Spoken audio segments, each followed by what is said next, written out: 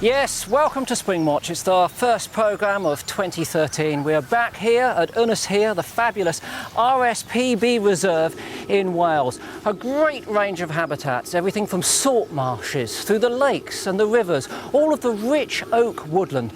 And it's nestled amongst that woodland that you might find our cosy, or today not so cosy, studio. I've got to tell you, it's been raining here all day, and about 2 o'clock I thought to myself, should I stay or should I go? Well, I couldn't let them down, so we're all still here. Thanks, we appreciate that, Chris. What a spring it's been. It's Hitsville UK out there when it comes to wildlife. You just can't deny it. A fabulous wealth of riches. Who needs the Serengeti when you've got all of that? It's all bugged, it's all under remote control, so we'll be bringing you all of the action. This adult is actually going into the mouth and bringing food out and eating it itself. Now, is that something you'd expect? Well, it looks pretty hateful, doesn't it? But over the last 48 hours, we've seen quite a lot of this. A lot of UK conservation agencies have got together to produce this report. For me, it's the call-up. It's a clarion call for action, because what it tells us is that a considerable proportion of British wildlife is in serious decline. We'd like it to be nudging northwards until it gets as high as Iceland. Now, I've seen some weather reports which already say that we're in for a cold, wet summer because of the position of that jet stream. And I'm not sure whether there are any career opportunities for me at the Met Centre, but I'm going to say that may not be the case, because this jet stream can actually move very, very quickly if conditions change. Kelly, you've got some electron scanning micrograph pictures of the love dart here. These tiny things, sometimes only up to ½ a centimetre long, sometimes in the larger snails, 3 centimetres long. Imagine that having shot that into you. But what's the purpose of it?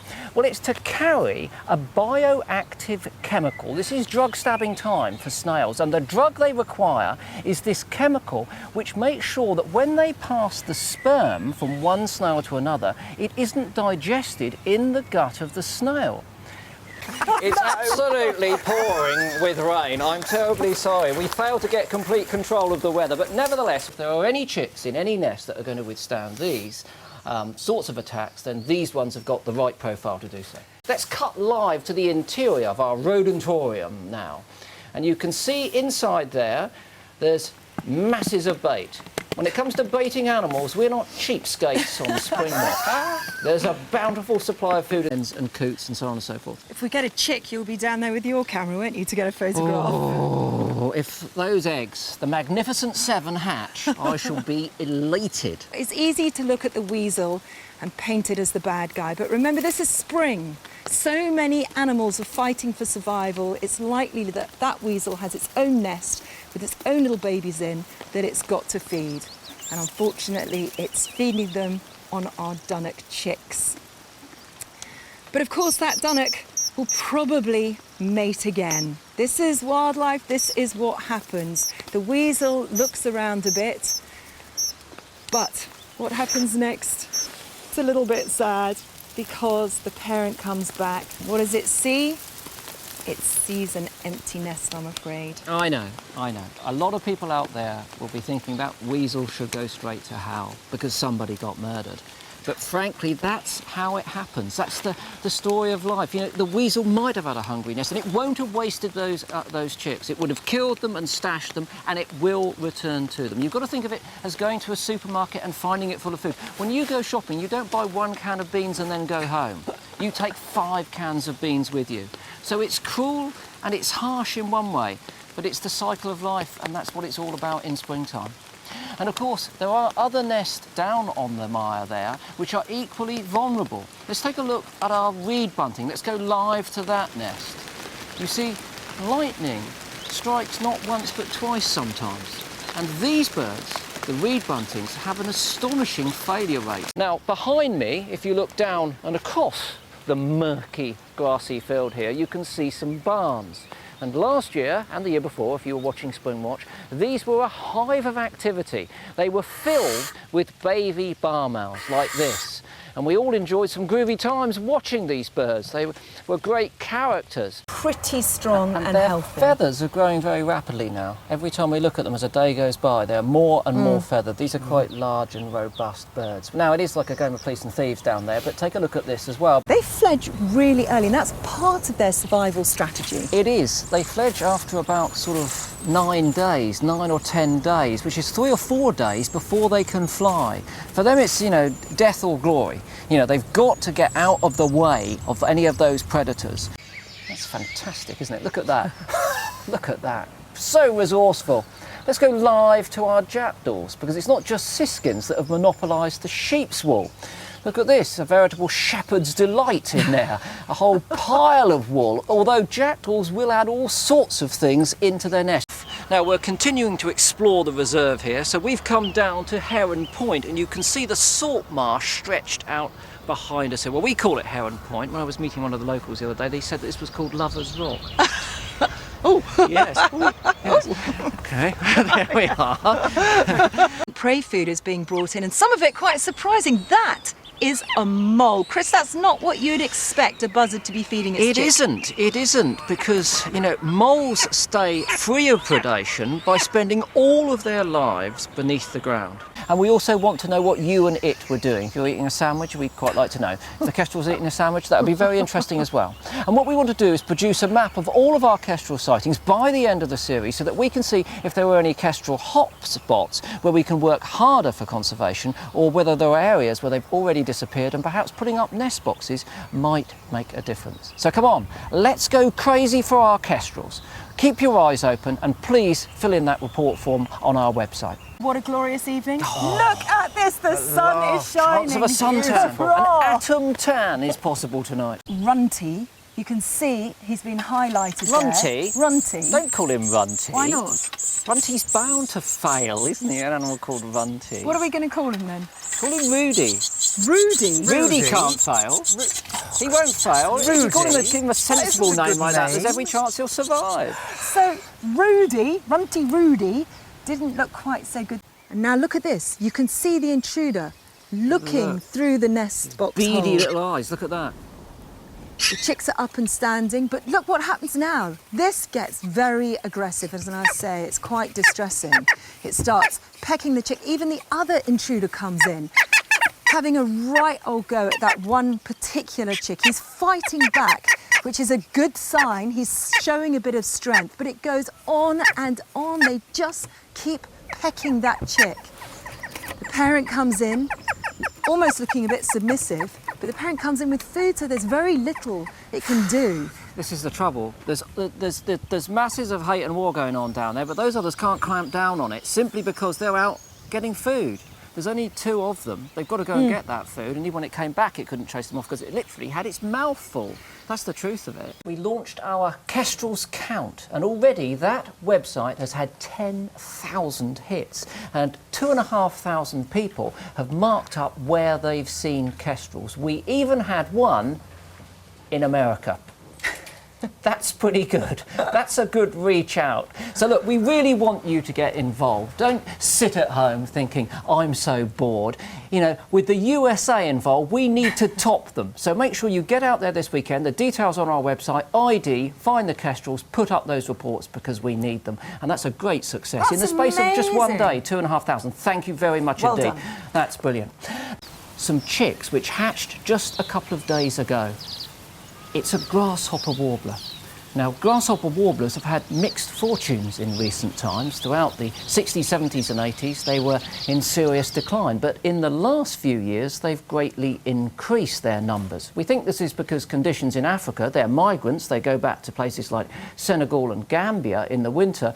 Conditions there have improved. But clearly, in their safe European homes, things are getting a bit better as well.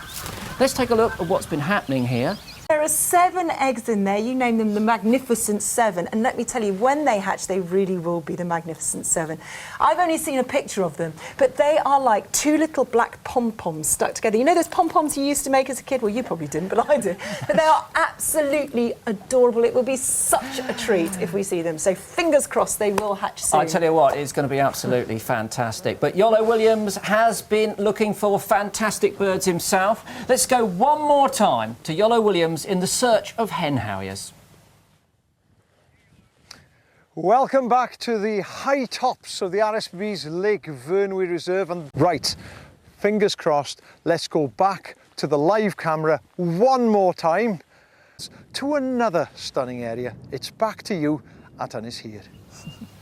So no live hen harriers, but we will be checking up to see if we can see those birds. And they are a bird that's in a lot of trouble. Ruthless persecution in some parts of their range in the UK means that they could be lost. In the supermarket of their prey, though, meadow pipits are high on the agenda. I've been sent in a joke by Matthew Christian, and he said, "Did I tell you about our bird of prey? He goes out at night and plays in a band. Our orchestral manoeuvres in the dark." Oh, very good. I like What that. a fabulous end to a week. The weekend, it's not this last weekend, but the weekend before, I woke up on Saturday morning, 6:48. The Tommy gun sound of the woodpecker outside. It was blue tits being raided from the nest. no. And then on Sunday morning, the same weekend, great tits. Had both broods. Saturday morning in my house, great tit nest. But he hasn't got in. My boards are nice and solid. He hasn't managed to get in yet. But they're horribly persistent, aren't they? Saturday morning, postman.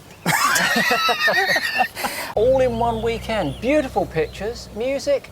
Bit Jimmy Jazz for me, I've got to Stop say. it. Bit I Jimmy like Jazz. that music Did you? myself. Okay. I prefer a bit of sort of rebel waltz, perhaps. It's slightly unusual that they're sharing the... Water elves do share the duties of incubation. And we think this is the male coming in. And they've been doing it every day, absolutely on time. On Thursday it was at 1:15. And then on Sunday they changed over at 1:30. So it's almost like a water railway timetable. Oh, no. You've been working on that. I've been working on that one, yeah. Gymnus interruptus, the red-flanked ladybird. Only 20 UK sightings previously. They found one in Berkshire. And then look here. Someone found an Australian flatworm that could be new to science. What about that, bio-blitzers? That's amazing. But you've got to be pragmatic about this, though. It's a bit like the jackdaws, you know. I'm not down about this. It's part of a process. And the woods here are alive with birds. Well, although, if you think back to last week, this time last week we were standing in the pouring rain, or I think actually that was Tuesday, wasn't it? Yeah, and Monday. And Monday and Tuesday. Let's take a look at what wrens are about, though, because they're a small, familiar bird, but they've got a very big voice. They produce this quite complex trilling sound that can be heard over 1 kilometre away, and they pump this song out at about 92 decibels. They're like little Clash City rockers, these wrens. They pump out this volume from the hedgerow, they really do. When I was a kid, I used to go out nesting, bird nesting, looking for birds' nests, catching grass snakes, all that stuff with this bloke called Nigel Barnard, and he was always calling choughs chows. He clearly got it wrong. No, well, it's funny you should say that, but they were called chows. The name chow was first written down in 1300s, but by 1643, time of the English Civil War, it was only then that they put the F in it. And, you know, I think he had it right, you know. I think it was chow because it's an onomatopoeic name. It's meant to sound like the call, and it doesn't sound like chuff. They make a chow sound, as you heard there. Chow, exactly. So we should call them chows. Chows, anything. And look at that, look. It's gone in there like a safe cracker, like a bank robber underneath that. And the metal plate has made no difference whatsoever. Now look at that. There are all the young punks in a nest. Look at those haircuts, Michaela. Absolutely fantastic little things. A bit sleepy at this time of day, but they have been busy. Let's see what they've been up to. You see, life is wild. A lot of people have been very upset about these attacks. They have been out in the sun and they've been gaping all day. Obviously, birds can't sweat. So to stay cool under heat, they have to gape and lose any heat through their mouths. No, they've closed their mouths now. Wonderful picture. Look at that. Can you see that? This picture's come in from Ron Cope. weasel in a great tick box. And yesterday we were talking about how you can protect your box from woodpeckers by putting the plate on, but unfortunately if you've got a weasel, it ain't going to work. There he is, look, the Equaliser, balancing out predator and prey. But look at this, they're in perfect condition. So glossy, so shiny. Shiny as a brand new Cadillac. Look at that. Gorgeous things. I love grass snakes. I really do. One of my favourite animals. This looks a bit like a rhinoceros horn, which reminds me of the time that Salvador Dali was to draw the lace maker. So he went to the Louvre in France in 1955 and he drew a rhinoceros horn because the logarithmic spiral was the same as the composition that Johannes Vermeer had used in the original. He then went to complete his painting in the zoo in Paris. There you go. You may think that was a distraction. What relevance is that? It was a cultural interlude, thank you very much. They would show out for being black. If they're going to be camouflaged, you think it'd be sort of Coca Kola coloured, brown coloured, like many ground nesting. They employed a strategy to protect the remainder of the young. Take a look at this. You see, these chicks have got to play to win, and win is survive, isn't it, Martin? It's certainly The world, Sydney in Australia, Kazakhstan, the United States and Madagascar, and all sorts of people have been posting them. A man was running for a train in vain. He missed it and then spotted kestrels and posted it. The greatest response, the greatest emotional response. I had a tweet at lunchtime from a guy who suggested that we get up on the roof of the barn with an air rifle and every time, I'm serious, no, not to kill them, but every time the intruders come, we take a shot on them. I'm not entirely sure that guns on the roof is the answer, and if I did organise that, I'd have the police on my back, I can tell you that. But, thinking about this... Chicks. Well, yeah, when you think of all of the chicks that we've got, that are going to be fledging over the next few days, these ones could be the last gang in town. Look, here we are. Look at that yellow! Those chicks, I imagine, will stay in this area and mature, and through to the winter time, well, there's a difference north and south.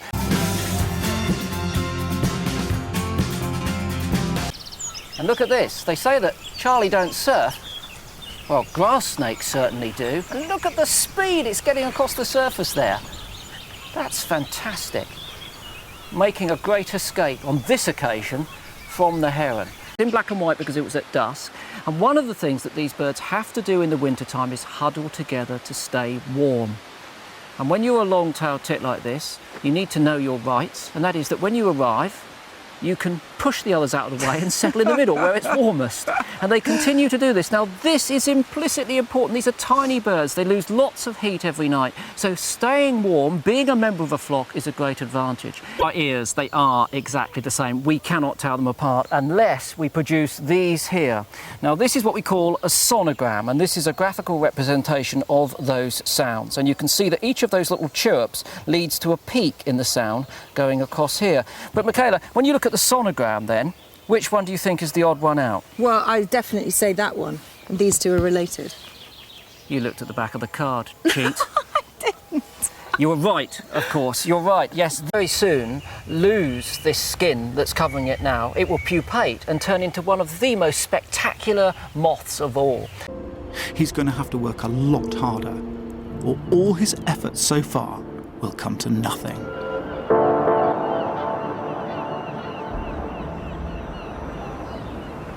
That was great. I know it's all a bit This Is England up there, but those goals are fantastic things, and it's all happening just above our head. It's really good to see those gulls doing so well, as some species, such as lesser blackback, are now amber listed. They're decreasing on the coast, and it's not just in Bristol. They're also increasing in Birmingham, in Manchester, in London. Calling out above the rooftops as well, that lovely piercing call really brings something of the seaside into the city, which I think is rather charming. This is one speedy rabbit. Just look at it go. Watch it again. It didn't obviously run backwards, that's us replaying. Look at that, it's going across there. It's if it's, silicon on sapphire, sliding across the slate. In seconds, so if you do a little bit of GCSE maths, go on, that means it was going at 28 kilometres an hour or 17.7 miles per hour. So you were totally wrong. I would have been totally wrong if I had not known that, obviously, in advance. But I've got to tell you that this rabbit won't be living in fame as the fastest rabbit in the world, because rabbits typically run close to 30 miles an hour. It's dark inside, and look at this. Strutting down the broad way of our midnight log is a pygmy shrew. It's the first one we've seen, Michaela. What about you then? Do you like a colourful bird? Oh, I like a bit of bling on my birds, yeah. See, I prefer mine black and white. Riot of colour, not for me. Electric Protex Blue Kingfisher, no thank you very much. I prefer the avocet. Really? I love that. I like the way they're living sort of secret lives up above the city, above the precinct, above Shopville, Garageland, all of that urban mess, and yet just up there, all of that's unfolding. It's fantastic, isn't it? It's Springwatch and we're live, and it's our penultimate show tonight, but we've got masses to pack in. Okay. But we've got a lot to pack in tonight. We've got a little bit of drama, a spattering of science and a sprinkling of beauty. Now mix that all up, what do you get? A trifle. This means we can now see the queen, the leader of this colony of bees, puts pollen onto the back of the bee. A fantastic, fantastic piece of evolution. And I feel a time for a cultural interlude, Martin. Oh, I like you know, these. foxgloves are poisonous and they're filled with something called digitalis. And in the old days, people used to take this if they had seizures. And someone who took it regularly, because we see pictures of foxgloves in the back of his paintings, was Van Gogh.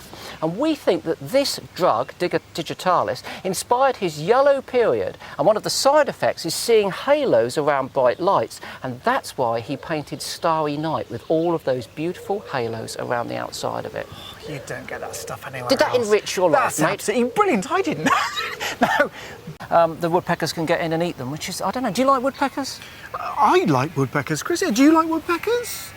I used to like woodpeckers a lot. It's funny how your tastes change, isn't it? You know, Rock the Casbah used to be my favourite Clash song, but now it's White Man in the Hammersmith Palais.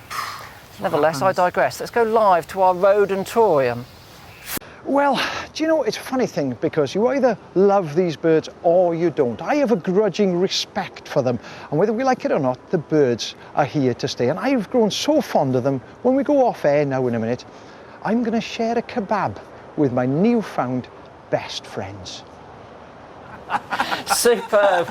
Big thanks to Yolo Williams, a man who share a kebab with a gull. I've shared a few gulls with kebabs, to be quite honest with you, but let's move on.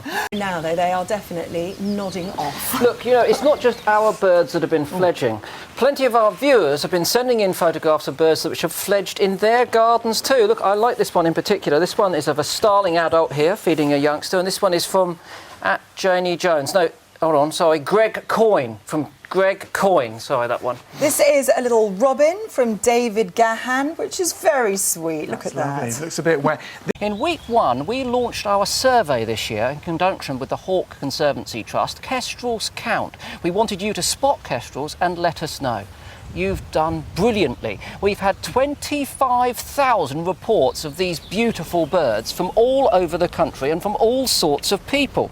I can tell you that traffic policeman Mark Weeble has reported one of these birds. His mate Julie's been working for the drug squad, and she actually saw one on a bus and reported it as well. A couple of school kids, James Johnson, aged 8, and Howie Whitting, 11, saw them whilst they were sat having lessons. Now, boys, we really appreciate your sightings, but if you don't concentrate on your biology, you won't be the next Attenborough, will you?